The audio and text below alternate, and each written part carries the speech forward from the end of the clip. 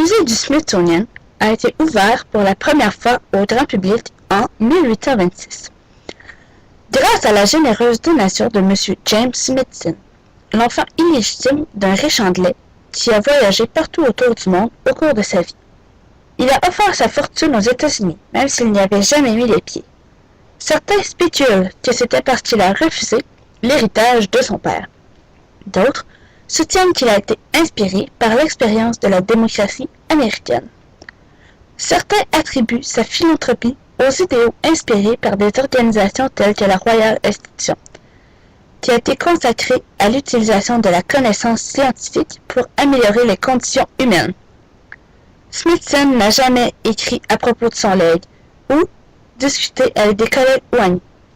Nous sommes donc laissés à spéculer sur les idéaux et les motivations d'un don qui a eu un tel impact sur les arts, les humanités et les sciences aux États-Unis. La fortune de M. James Smithson représentait à l'époque 1/66 de l'ensemble du budget fédéral des États-Unis, soit un peu plus de 500 000 $.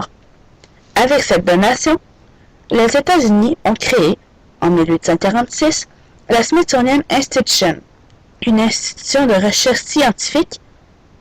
Au fil du temps, la Smithsonian Institution a développé d'autres vocations, comme la muséologie, la pédagogie et l'éducation. La Smithsonian Institution est aujourd'hui associée à un vaste complexe de 19 musées et de 9 centres de recherche scientifique situés à Washington, tous gérés par leur organisme fondateur, le gouvernement fédéral des États-Unis. Le Smithsonian Institution compte 143 700 000 œuvres, réparties en 3 grandes catégories, soit art et design, histoire et culture, ainsi que sciences et technologie.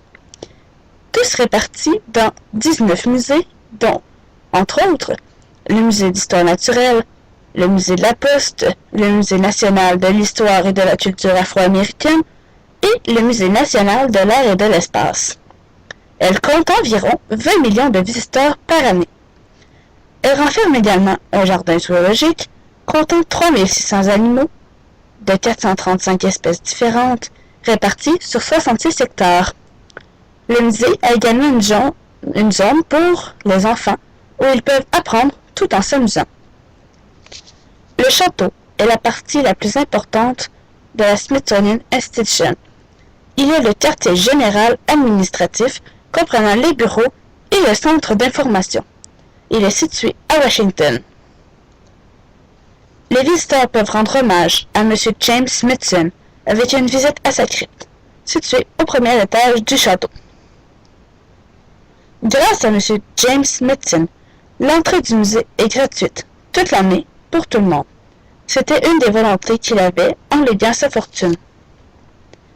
La Smithsonian Institution n'est plus qu'un regroupement de musées. Aujourd'hui, on retrouve le magazine Smithsonian et le Smithsonian Channel.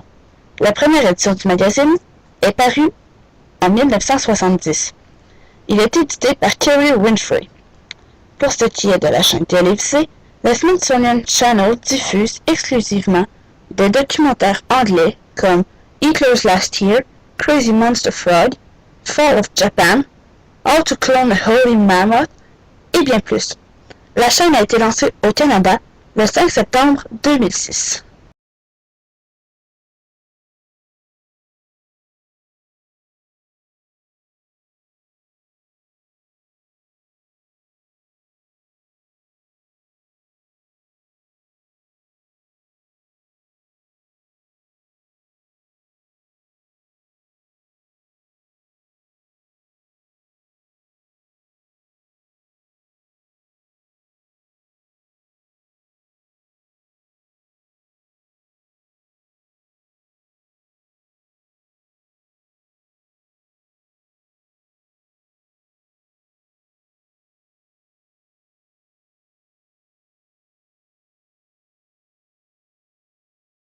Created using Powtoon.